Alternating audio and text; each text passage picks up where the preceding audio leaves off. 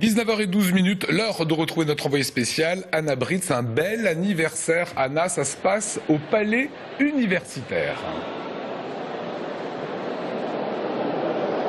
Tout à fait, Lionel. Là où les choses se passent ce soir à Strasbourg, c'est ici, au Palais universitaire. Vous l'avez dit, ce soir, c'est l'anniversaire de ce palais. Il célèbre ses 130 ans. Alors, le Palais universitaire, c'est un des pôles de l'Université de Strasbourg. On trouve ici faculté de théologie catholique et protestante, faculté d'histoire, faculté d'histoire de l'art et faculté d'art plastique. Vous le voyez derrière nous, les célébrations sont en train de commencer.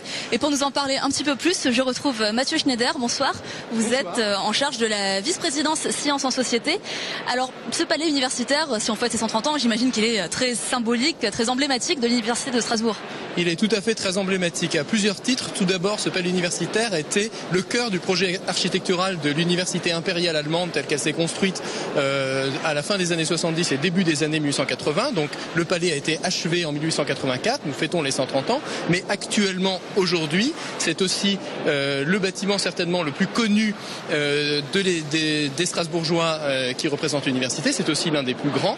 Et c'est là que nous avons, comme vous le voyez derrière nous, cette grande aula qui est le signe du rassemblement, puisque nous sommes une université qui entend rassembler les différentes disciplines et qui les fédère autour d'un certain nombre de valeurs. Et à ce titre-là, le palais universitaire les porte aussi, puisque sur le fronton du palais, nous pouvons lire « Litteris et Patriae », aux lettres et à la patrie, ce qui montre à la fois l'importance que l'université a dans un pays, pour sa patrie, mais aussi pour les lettres et plus largement, entendons les lettres, non pas seulement les disciplines littéraires au sens large, mais le savoir tel qu'il se vulgarise par l'écrit. Alors ce soir, il va y avoir plusieurs manifestations. Là derrière nous, dans quelques instants, les discours. Un peu plus tard, il va y avoir aussi projection son et lumière. Autre symbole aujourd'hui, c'était l'inauguration de deux statues franco-allemandes qui avaient il y a longtemps disparu.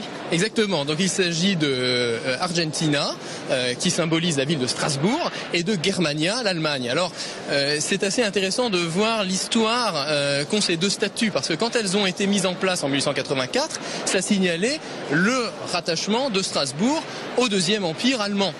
Maintenant que nous les remettons, Strasbourg est en France, l'Allemagne est de l'autre côté du Rhin. Et pour nous, c'est un symbole très fort que l'université porte des valeurs, d'une part, qui sont universelles, des valeurs d'humanisme, des valeurs du savoir et de l'esprit critique que nous entendons partager non seulement avec les Allemands, mais plus largement avec les autres pays européens et le monde entier. C'est ce que nous défendons.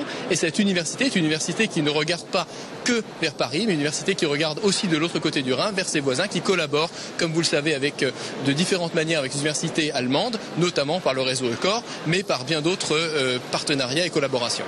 Eh bien, merci beaucoup. Donc, on l'a dit ce soir, entre 20h30 et minuit, des illuminations à son et lumière pour tout le monde. Et puis donc, c'est jusqu'en décembre qu'on pourra qu'on pourra avoir plusieurs manifestations. Un mot très rapide, 3 secondes. Vous m'avez un grand concert aura lieu ici. Exactement, le 13 novembre pour les étudiants, un grand concert d'orchestre philharmonique avec mapping vidéo offert par les dominicains de Haute-Alsace. Et on s'en réjouit déjà d'avance.